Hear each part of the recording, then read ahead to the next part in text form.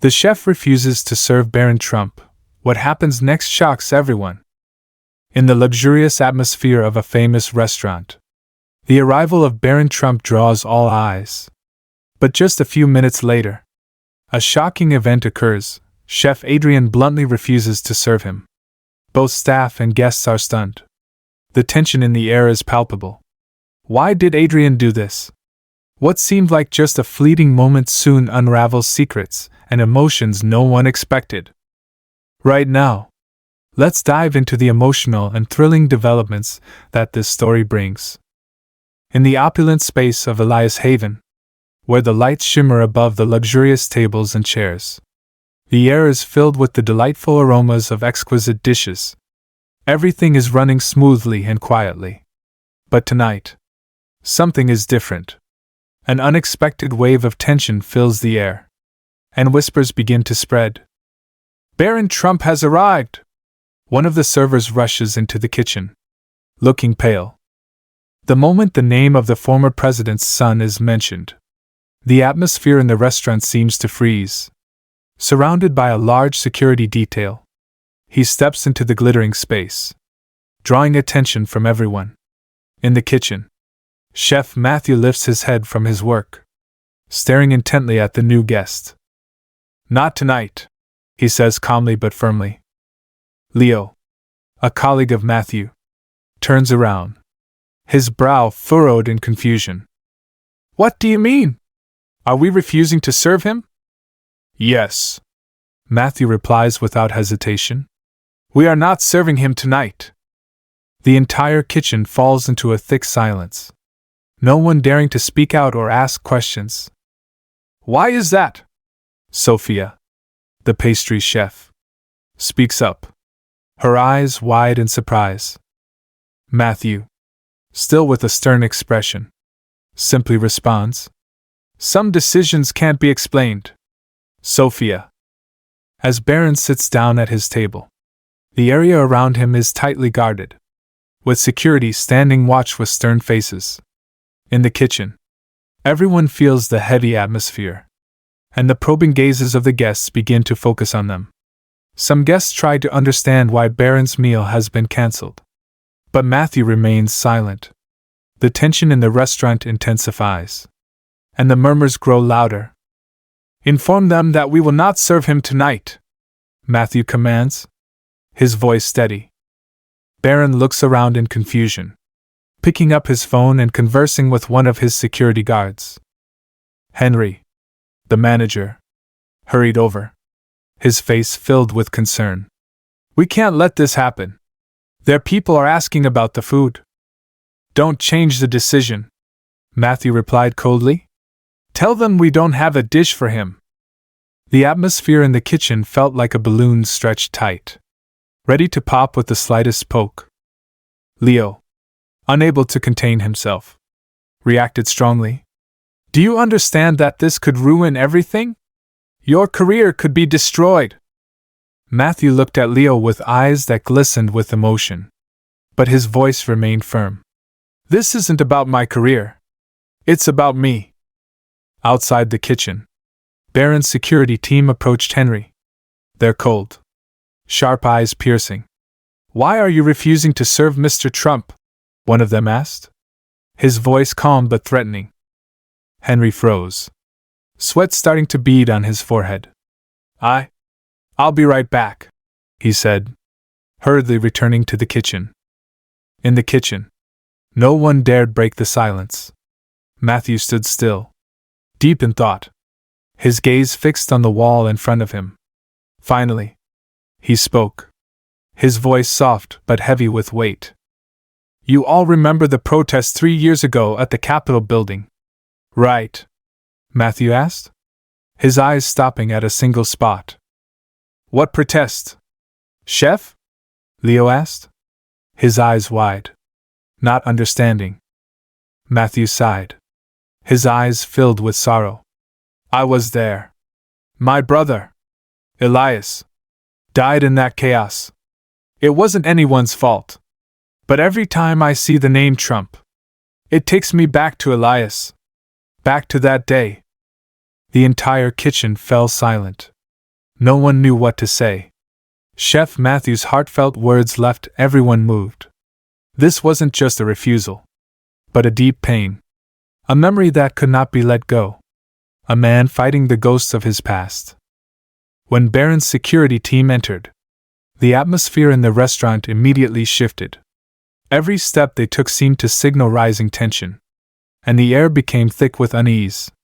Everyone around couldn't take their eyes off the unfolding events, feeling like something big was about to happen. Within minutes, the incident exploded across social media. A customer quickly streamed the chaos. And in an instant, the name Baron Trump along with the hashtag La Magnifique flooded every corner of the internet. Unbelievable! What kind of chef would refuse to serve a child? One angry tweet was posted. However, there were also many defending Chef Matthew. Everyone has the right to make decisions, even in their own job, another post spoke up. Inside Elias Haven, the guests began to murmur among themselves. Some couldn't resist, sneaking to record the moment. Baron, still sitting calmly, quickly swiped across his phone's screen, as if nothing important was happening. In the kitchen, Chef Matthew stood silently, looking at Leo's phone screen, where notifications continued to pour in about the situation spreading across the web. Everything's blown up now, Leo said, pointing to the stream of notifications. Chef Matthew just sighed, his gaze steady, but his voice betrayed a hint of worry. Let them talk, he replied, though you could feel the unease in every word. Outside the dining room, Victor, one of Baron's bodyguards, approached Henry, the restaurant manager. We've been patient long enough, he said, his sharp gaze intense. Either he's served, or we leave. This warning made the entire staff feel anxious. Immediately, Baron stood up. His tall figure cast a long shadow on the floor, and he walked straight toward the kitchen. Without hesitation, I want to speak with him, Baron ordered, his tone firm. Chef Matthew turned around as he saw Baron enter the kitchen, two bodyguards following closely behind. In the silent space, everyone seemed to hold their breath, waiting for what would come next. Baron spoke, his voice still calm but assertive. I know you don't want to serve me. Could I understand why? Chef Matthew looked at Baron, his heart pounding in his chest. The entire kitchen was silent, as if time had stopped. After a moment of hesitation, Chef Matthew finally spoke his explanation. This isn't a personal issue, he replied, his voice lowering. But I can't do it. Baron looked at him, his face showing clear confusion. If I've done something to upset you, I apologize, he answered, gently but sincerely. Chef Matthew's hands clenched tightly, anger rising from deep within. It's not about you, he said, his voice choked. It's about what your family represents to me, the pain I can't forgive. It's about what I've lost. For the first time, Baron seemed to sense the pain in Chef Matthew's eyes. He paused, his gaze filled with empathy. I'm sorry for what you've gone through, he said, his voice softening. But no one can change the past. I just want to have dinner, not make more enemies. Baron's words made Chef Matthew falter. He couldn't respond immediately. The pain in his heart had never been easy to erase. Could he overcome everything that had happened? Throughout the restaurant, there was a dense silence. The guests exchanged glances, whispering about what they had just witnessed. Why refuse to serve Baron Trump? A woman whispered to her husband. Other staff members gathered in a corner, their faces filled with fear and confusion. For a restaurant as renowned for its elegance as this, the scene was something that had never happened before. The Secret Service agents exchanged tense glances, unsure of what to do next. Baron sat in a corner of the room, his face thoughtful, his hands clasped together, as though facing something he couldn't fully understand. A customer in the dining room suddenly asked loudly. Is this a personal issue? The question added fuel to the fire, making the atmosphere even more tense. Everyone's attention shifted toward Chef Matthew. Questions about his pride and ego spread like a wave. But no one understood why Baron had become the target of this refusal. The murmurs from the guests grew louder, and the tension in the air spread. Victor approached Baron, his gaze full of worry. But Baron only silently stared ahead. Mr. Trump? We truly apologize for this incident. If we could, we... But before he could finish, a shout from the kitchen broke the stillness. Chef Adrian appeared, his face burning with anger. Enough! Don't say another word! He roared, his voice sharp and cutting, as if trying to push all these troubles out of reach. The atmosphere in the room immediately became heavy, with a cold look from Baron directed at him. He didn't utter a word, but that deep gaze spoke louder than any explanation. Why is this happening? One of Baron's bodyguards, a tough-looking man, spoke up, frustration clear in his words. Why are you refusing to serve us? Adrian stood tall, his hands tightly gripping the edges of his apron, his face unchanged. I am under no obligation to explain myself to anyone, he replied coldly, his voice unwavering. Another bodyguard of Baron moved to step forward, but Baron quickly raised his hand to signal him to stop. Baron stood up, walked toward the door, and his voice rang out gently but with authority. We will leave, he said, without the slightest hesitation in his words. No, we will not leave. One of the guests stood up, his voice filled with anger. This behavior is truly unacceptable. Chef Adrian, you've abused your power. Other customers began to whisper, some agreeing, others trying to keep calm. The tension in the room rose, and everyone's gaze was filled with disapproval. I've already said. No more questions, Adrian shouted, his anger evident in every word. You don't understand. Baron stood up, adjusting his black coat, his eyes calm and collected in a way that was almost unsettling. He said nothing more, only walked toward the door, then turned to look at Adrian one last time. Whatever you are going through, I hope you find peace for yourself, he said gently, but the words carried a strength no one could deny.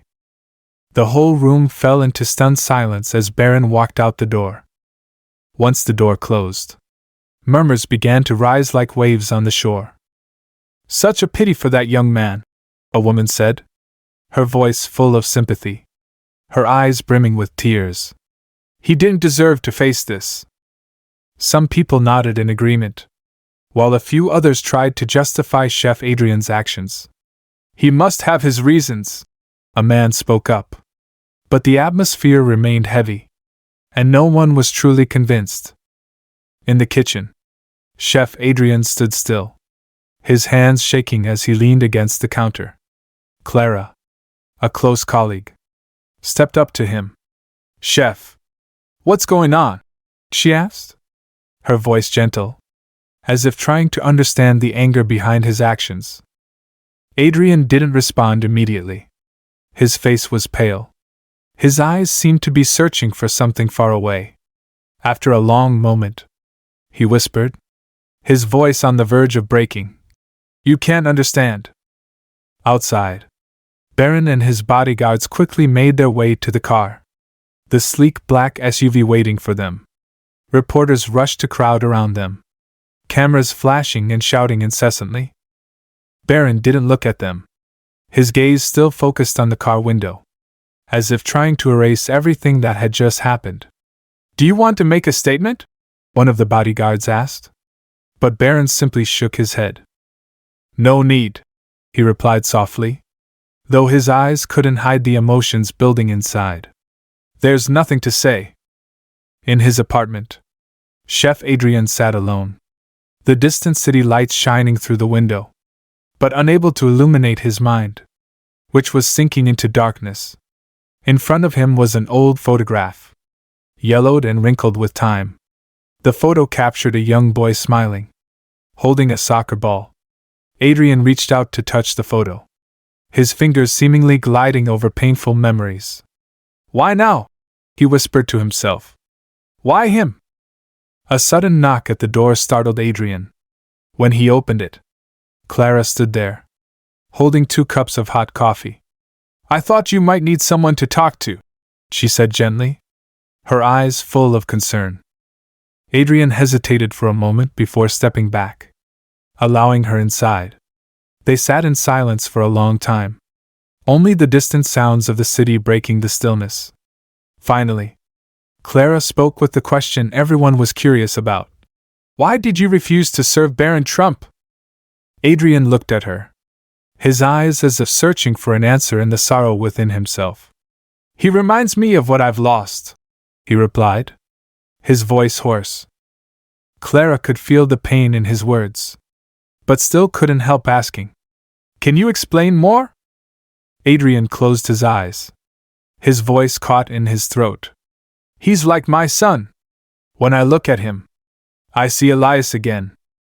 The next morning, the news about the events of the previous night spread like wildfire, dominating all media platforms.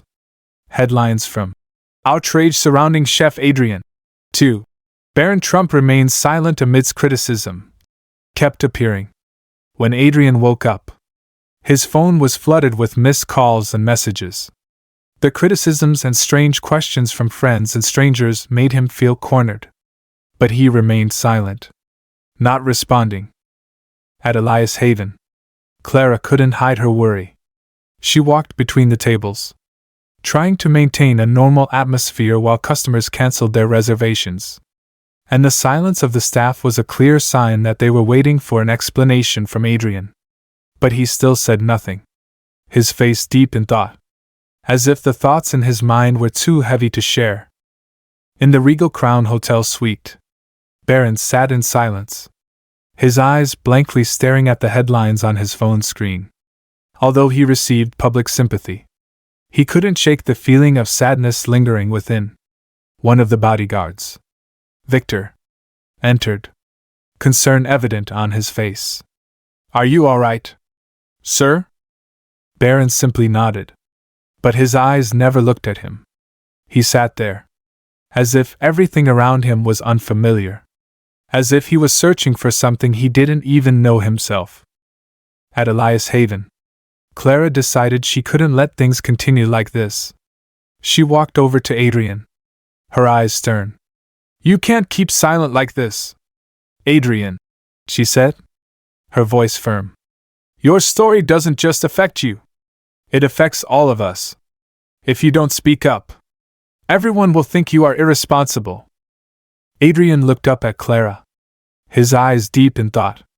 "This isn't a simple story. It's a pain," he said, his voice choked, "and a tragedy that can't be fully told in words." And then, in the quiet of the kitchen, Adrian began to tell his story. "My son's name was Elias," he started, each word carrying an indescribable sorrow. "He loved soccer, always messing around with me in the kitchen. And he had a laugh that I could hear in my mind, even when I didn't want to anymore." Clara listened, her heart tightening little by little as Adrian continued.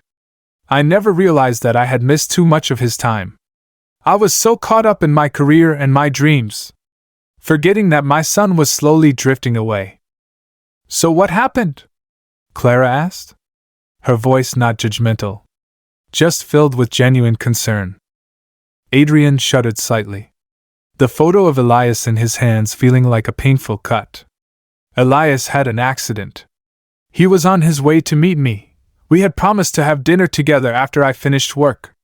But I was late, and he never made it." Adrian's eyes welled up, his grip tightening around the photo as if he were trying to hold on to a part of the memory. "Every time I see Baron, I see Elias. He looks so much like Elias. The same age, the same calmness. It keeps coming back to me, and I can't forget." Clara placed her hand gently on Adrian's shoulder, comforting him. Baron is not Elias. Adrian. He's a boy. And he doesn't deserve to endure what you've been through. In the hotel room, Baron stared at his phone screen, once again reading through the headlines. One of them made him stop. Baron Trump denied, a test of patience. He sighed, telling himself, "This story isn't about me. It's just a misunderstanding." One of his bodyguards, Victor, entered with some news. "Did you know, Baron? There's been a wave of support from people who know Chef Adrian? They've sent flowers and letters to the restaurant, and many have said that he must have his own reasons." Baron raised an eyebrow, unable to believe his ears. "Support for him? His own reasons?" Victor nodded. "They believe he has deep reasons, and they're trying to understand." Baron sat up straight, determination evident in his eyes. "Maybe I should try to understand him." Victor looked at Baron, still hesitant. "Do you need us to help with anything?" Baron shook his head, his voice calm but firm. "No. I'll write a letter myself. Just a simple letter." That night, Baron sat alone in the Regal Crown hotel room, pen and blank paper in hand. He stared at the unwritten lines, feeling a strange emptiness inside. Everything around him seemed to fall into silence, and he decided that it was time to send a message, even if it was just a simple word of comfort. He wrote quickly, "Dear Chef Adrian, although I don't know what you've been through, I sense that you are struggling with some pain. Sometimes, just seeing someone else endure helps us realize that we are not the only ones carrying burdens. I hope you find some peace in your life. Baron." When he finished, Baron paused, staring at the final words for a long time. He didn't expect too much from this letter, but at least it was a way to begin. A way to reconnect the thread that had been severed before. The next day, Clara entered the kitchen with a white envelope, her face unable to hide her curiosity. "There's something for you," Clara said as she placed the envelope on Adrian's table. Adrian, who was tidying up the kitchen and looked exhausted after a sleepless night, looked up at her. "A letter?" he asked, his voice slightly distant. "Yes," Clara replied, her eyes bright with a desire to know more. "You should read it." Adrian was silent for a moment before tearing open the envelope. As the words appeared before his eyes, he felt a strange emotion, both touched and filled with regret. Every word in the letter felt like a comforting embrace, but also a reminder of the pain he could not avoid. He read it again several times, not rushing, letting each word sink deep into his soul. "Does this make you sad?" Clara gently asked, sitting beside him. Adrian sighed, his eyes holding a deep sorrow. "He didn't have to write like this," he said softly, his voice choking. "He should have hated me. But instead—" Clara gently patted his shoulder, her voice full of sympathy. "That's the power of forgiveness. And sometimes, when you're hurting so much, you realize that a gentle word can soothe more than anger." Adrian nodded, but in his heart, the pain and regret seemed to linger. Impossible to soothe. "I was wrong, Clara. He's just a kid. And I let my pain cause me to hurt him." A silence hung between them, but it wasn't empty. Clara looked at him with warm eyes, as if to say that things could change, even if it was late. Finally, Adrian decided he couldn't avoid it anymore. The atmosphere in the restaurant that day was quiet, the air thick with unspoken worries. Clara remained nearby, her eyes full of encouragement. He took a deep breath, feeling his heart beat faster with each pulse, then walked out into the dining area. All eyes were on him, and the silence seemed to heighten the pressure. "Everyone, please pay attention," Adrian spoke, his voice breaking the stillness, trying to dissipate the tension in the air. A few seconds passed, and everyone remained quietly waiting. I was wrong, Adrian said, pausing for a moment to collect himself. What I did cannot be justified. I let blind anger guide me. And I was wrong. The air in the room grew heavier. A few people sighed. Adrian looked up, his gaze more resolute. Baron didn't deserve to bear that anger. I let my pain cloud my judgment. And I hurt him. The people around him looked at each other. And then some customers began nodding, a sense of understanding beginning to appear in their eyes. Adrian lowered his head, looking at the floor as though searching for forgiveness within himself. I can't undo what happened, he said, his voice choking. But I'm sorry. From the bottom of my heart. The dining room fell into a moment of silence before a few people began to clap. Clara stood nearby, her gaze proud, a gentle smile on her lips. When Adrian returned to the kitchen, a feeling he hadn't experienced in a long time washed over him, a faint glimmer of hope. It didn't change the past, but at least it opened up a new opportunity for forgiveness and new beginnings. 2 days later, Adrian was quietly preparing ingredients for dinner when Clara rushed into the kitchen, her face flustered and out of breath. You won't believe it! He's out there! Clara said, her voice holding back excitement. Adrian stopped what he was doing and turned to look at her, his eyes hesitant. He? Who is he? Clara smiled brightly, her eyes sparkling. Baron Trump! He wants to meet you right now! Adrian felt like everything around him suddenly spun. His entire body seemed frozen, unable to believe what he had just heard. No. I can't. He can't be here. Before he could finish his sentence, the kitchen door opened. Baron stepped in, his face still calm, but his eyes sharp and determined. Behind him were his bodyguards. But the atmosphere in the kitchen was not tense, only filled with silence and an unusual air. Chef Adrian, Baron said, his voice gentle but firm. He extended his hand, looking into Adrian's eyes with no trace of anger or reproach. Adrian stood frozen for a moment, gazing at Baron's youthful face, gentle yet resolute.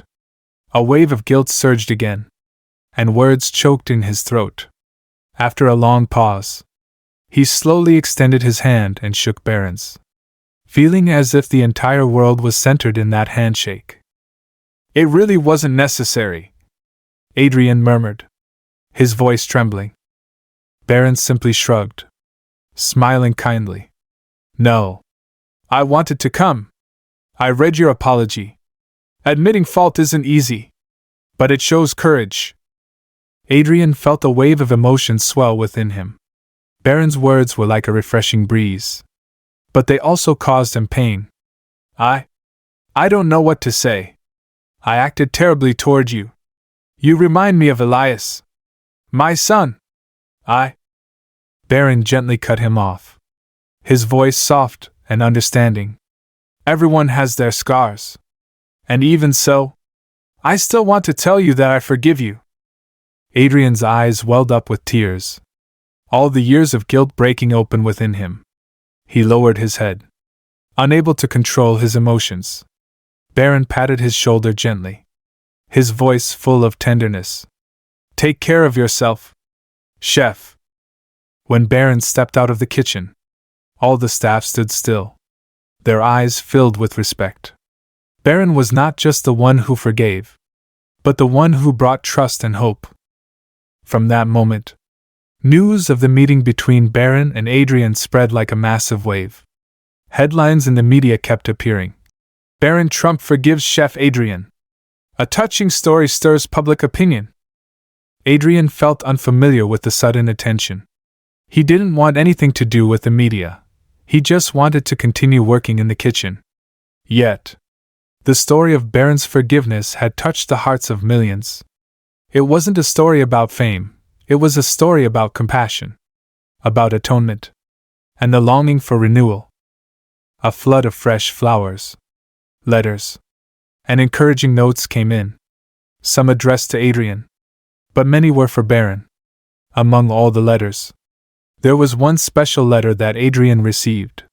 It was from an anonymous customer, left on his desk. Forgiveness can be the healing balm for every wound. Thank you for teaching us that it's never too late to change. Adrian clutched the letter in his hands, tears streaming down his cheeks. He felt as if Elias' spirit was whispering through these strangers, through these simple yet profound messages. But Adrian understood that, even though the wounds had begun to heal, the road ahead was still long. He couldn't stop. He needed to do something truly meaningful, not just for himself, but to honor his son. One quiet night, Adrian sat in his apartment, in an eerily quiet space. He thought for a long time, finally making a decision that would change his life and Elias Haven forever. A decision that came not only from guilt but from the hope and love he had rediscovered. The next morning, Adrian entered the kitchen, where the air seemed thick. Every eye in the room was on him, waiting for the words he would speak. His footsteps echoed as if carrying an important decision, not just for him, but for everyone in the restaurant. "We've come a long way," Adrian began, his voice filled with emotion, but also steady, as if never before. "But I think now is the time for this restaurant to become something more than the luxury and power we've built." The people in the room exchanged confused looks. Clara, who had always stood by him, was the first to break the silence. "Do you mean how we will change?" she asked, her eyes shining with curiosity but also with concern. Adrian took a deep breath, looking at everyone with a determined gaze. "We will open our hearts. This restaurant will no longer serve just the wealthy or famous guests. Every week, we will host free meals for struggling families, for children who don't have enough. I want everyone, no matter who they are or where they come from, to find a place here." Silence filled the room. Then Clara broke the tension with a clap. First, it was her. Then everyone else joined in, the enthusiasm spreading quickly. "That's exactly what we need to do!"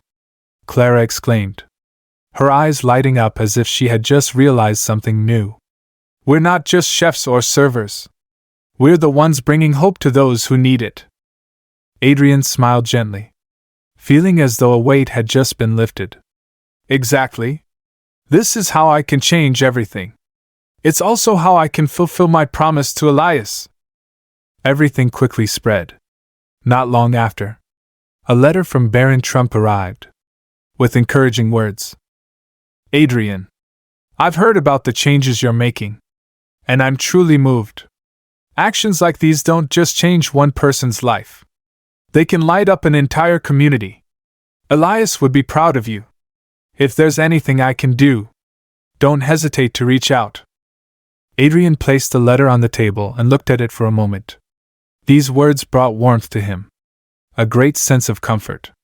He decided to hang it in a prominent place in the restaurant as a reminder of the forgiveness and hope he had always sought. The day of the first community dinner arrived. The restaurant, once a luxurious space with small, private tables, had now become a spacious place, with long dining tables arranged everywhere. The atmosphere in the kitchen was more lively than ever. Everyone worked not only with dedication but also with enthusiasm. Laughter, conversations, and the sound of knives on chopping boards blended together, creating a feeling like a family gathering. Adrian stood at the door, his eyes carefully observing each guest as they entered. For him, this wasn't just a meal, it was a way to start over, to give away the best of what he had. Clara walked up to him, teasing him with a smile. "Aren't you afraid you won't remember all the dishes? Let's make sure we do a good job." He smiled, feeling a strange power spreading within him. "Nothing is too hard, as long as we do it with all our hearts."